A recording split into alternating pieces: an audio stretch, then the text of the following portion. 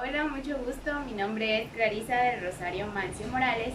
Actualmente curso el sexto semestre de la carrera de Profesorado de Enseñanza Media en Pedagogía y técnico en Administración Educativa.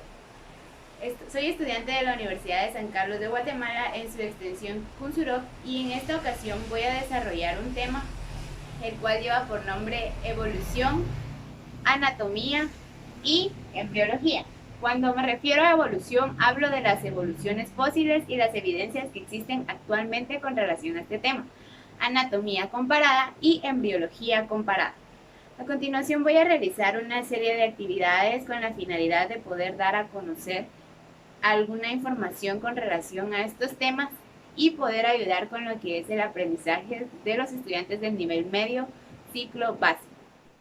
Antes de iniciar con el desarrollo de la clase, se hace la presentación de lo que es la planificación de dicho tema, en donde se puede observar que es específicamente del área de ciencias naturales de segundo básico y el tema central es evoluciones fósiles, anatomía comparada y embriología comparada, así como también se dan a conocer las actividades que se van a realizar durante el proceso de la misma.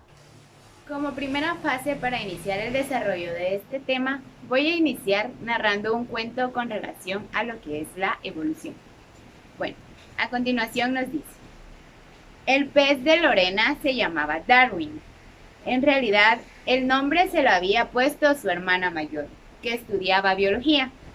Lorena nunca se había parado a pensar en la razón, hasta que un día decidió investigar y descubrió lo siguiente. Charles Robert Darwin nació en 1809 en Inglaterra y tenía 4 hermanos. Su padre y su abuelo eran médicos famosos y ambos influyeron mucho en sus teorías posteriores.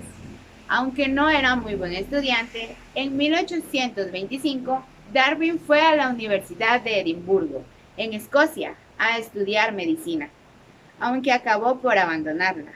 Finalmente se licenció en botánica, la ciencia que estudia las plantas. De hecho, finalmente se convirtió en un importante naturalista. Darwin estudió muchas plantas y animales diferentes y recolectó muchos espécimes investigando sobre su ubicación y hábitos de vida. Se dio cuenta de que ciertos tipos de organismos existían solo en algunas áreas y que muchos habían sufrido cambios para poder sobrevivir en determinados entornos. Darwin escribió breves relatos sobre la evolución de las especies, sus cambios y mejoras. En 1859 publicó el trabajo sobre el origen de las especies mediante la selección natural. Entre otras cosas, sostenía que los rasgos de las especies suelen ser heredables, es decir, que pasan de padres a hijos. No solamente rasgos como el color, el tamaño o la forma de las patas, sino también la forma de defenderse de los depredadores o de buscar comida. Pensaba que, en su lucha por la sobrevivencia, algunos organismos se adaptaban mejor que otros a su entorno y así las especies evolucionaban.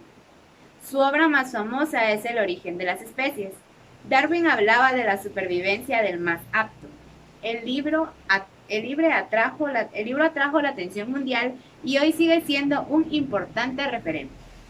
De hecho, el darwinismo es un término que describe las ideas de Charles Darwin en relación a la evolución biológica por selección natural. Sin embargo, el darwinismo no es sinónimo de evolucionismo, ya que la teoría de la evolución no se reduce solo a las ideas postuladas por Charles Darwin. Muy bien, luego de haber escuchado el pequeño relato con relación a lo que es el tema del día de hoy, el cual lleva por nombre evolución fósil, anatomía comparada y embriología comparada. Como podemos observar, cuando nos referimos a estos términos, estamos hablando de todas aquellas evoluciones o cambios que ha tenido no solo el ser humano, sino también los animales, plantas y todas las especies existentes a lo largo de la historia. Como primer tema a desarrollar, vamos a empezar con lo que es la evolución fósil. Bueno, ¿a qué nos referimos cuando hablamos de la evolución fósil? Cuando hablamos de la evolución fósil, nos referimos la evolución humana u hominización es el proceso de la evolución biológica del Homo sapiens Influyen aspectos como la genética, antropología, física, arqueología, etc. Cuando hablamos entonces de lo que es la evolución fósil, nos estamos refiriendo a la evolución del ser humano. El Homo sapiens es el primer hombre catalogado como el hombre evolutivo dentro de la historia de la evolución del ser humano. La palabra humano proviene de lo que es homo, que significa, si nos fijamos bien acá, significa Homo sapiens. Entonces, cuando hablamos del humano nos estamos refiriendo a una evolución continua que ha tenido el ser humano desde el chimpancé hasta el ser humano que conocemos hoy en día. Nos dice también que los científicos han estimado que las líneas evolutivas de los seres humanos y de los chimpancés se separaron hace entre 5 y 7 millones de años. Es decir, que desde este 5 y 7 millones de años, las líneas evolutivas que relacionaban al ser humano con el chimpancé dejaron de tener relación. Entonces, es ahí donde descubrimos todas aquellas evidencias fósiles, tanto de los seres humanos como de otras especies que han tenido cambios constantes para adaptarse a su entorno. Acá, por ejemplo, podemos observar lo que es algunas representaciones arqueológicas, anatómicas, de lo que es el cerebro humano. Acá podemos ver cómo tiene un gran parecimiento a lo que es el chimpancé y cómo va evolucionando según el paso del tiempo y la evolución que va teniendo constantemente el ser humano. Acá también podemos observar cómo inició desde un chimpancé y la transformación que va teniendo hasta llegar al ser humano que conocemos hoy en día. Acá también podemos observar algunos cráneos que se han encontrado en diferentes excavaciones y es por esta razón que la evolución se relaciona con otras ciencias y no simplemente en ella misma para poder encontrar mejores resultados para dicho suceso histórico, el cual constantemente es motivo de estudio para diferentes científicos que creen en lo que es la teoría de la evolución. Bueno, también es importante resaltar que el término humano en el contexto de su evolución se refiere a los individuos del género Homo. Bueno, como segundo tema vamos a hablar sobre lo que es la embriología comparada, la cual nos dice que es una rama de la embriología que se enfoca en contrastar los patrones de desarrollo en los distintos embriones.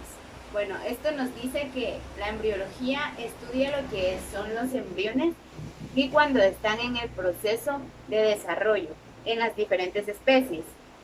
También nos dice que basa sus estudios en la ley de von Baer.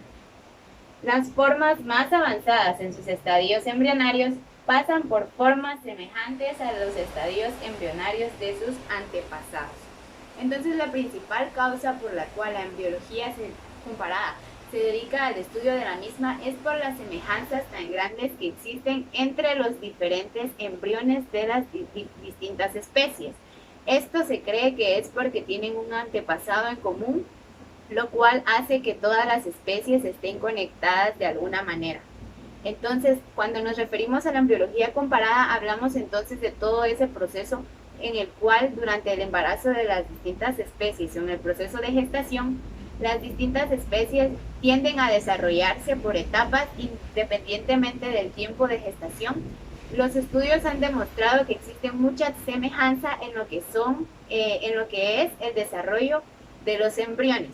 A continuación voy a mostrar lo que son las imágenes para tener una mejor idea de cómo es que se lleva a cabo este proceso. Muy bien, acá como podemos observar se ve lo que es el embrión de un pez, el embrión de un pato y el embrión de un bebé humano.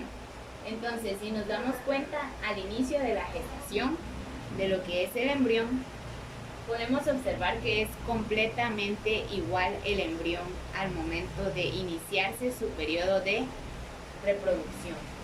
Acá podemos observar que realmente no hay mayor diferencia, solo hay un tipo de variación en lo que es la parte de acá y en la cabeza, pero luego es totalmente igual.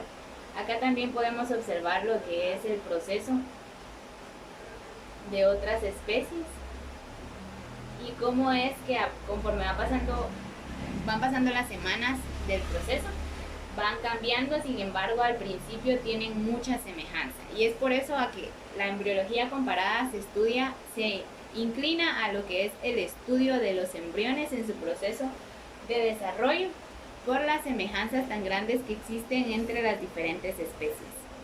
Muy bien, ahora nos vamos a basar en lo que es el tercer tema, el cual lleva por nombre anatomía comparada. ¿Qué es la anatomía comparada? Bueno, nos dice que es la ciencia cuyo objetivo es el estudio comparativo de las estructuras corporales de las distintas especies que pertenecen a un mismo grupo. Por ejemplo, vertebrados e invertebrados.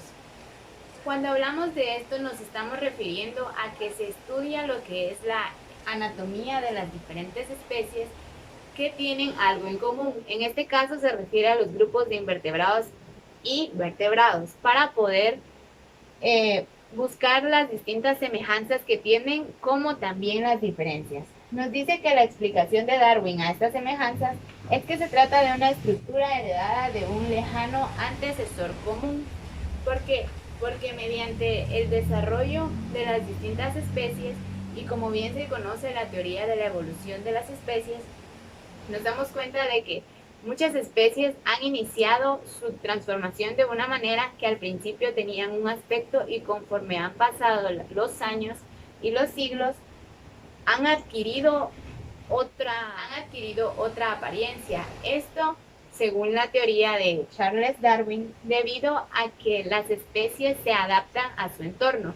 Entonces, como proceso de supervivencia, se ve obligado el organismo a adaptarse y a hacer cambios en lo que es tanto el aspecto físico como interno de los organismos para poder sobrevivir a lo largo de los años. Entonces, la anatomía comparada nos muestra lo que es una comparación entre las especies, que en este caso acá podemos observar un ejemplo cómo han comparado a lo que es el ser humano con la anatomía de un tigre, de un león. Acá podemos observar cómo comparan el aspecto del pie y los aspectos de la columna y los demás huesos, comparándolos, encontrando a su vez también algunas semejanzas importantes dentro de lo que es la anatomía comparada. Al mismo tiempo, acá podemos observar otra comparación con lo que es el ser humano, con la anatomía del ser humano y un avestruz, en la que podemos encontrar semejanzas en lo que es el área de las rodillas y la parte baja de lo que es el cuerpo humano. Así también vamos a ver aquí una comparación con relación a lo que es el ala de un murciélago, la aleta de una ballena y una mano humana, en la que vemos la comparación de los huesos, y entran obviamente otros aspectos que los científicos especializados comparan para poder obtener aún más semejanzas entre las diferentes especies y cómo esta relación puede llevarlos a un antecesor común, y cómo todas las especies de alguna manera están ligadas o entrelazadas para volver a lo que regresamos como la evolución de todas las especies. A continuación se hará la presentación de un video en el cual podremos observar algunas evidencias de evoluciones fósiles.